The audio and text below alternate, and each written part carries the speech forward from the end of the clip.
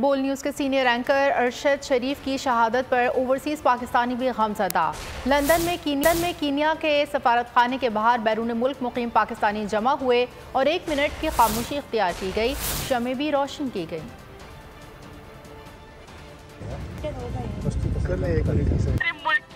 हमारे मुल्क के इंसाफ की बात है।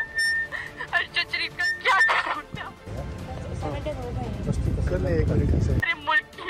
हमारे मुल्क के इंसाफ की बात है। अरशद शरीफ का क्या।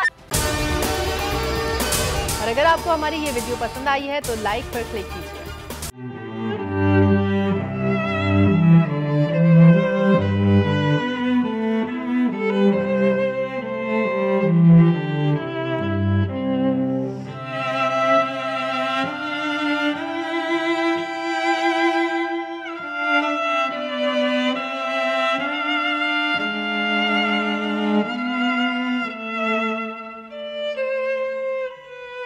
सबसे ज्यादा व्यूज, सबसे ज्यादा रील्स और सबसे ज्यादा रेटिंग के साथ बोल अब भी नंबर 1 पोजीशन पर बरकरार।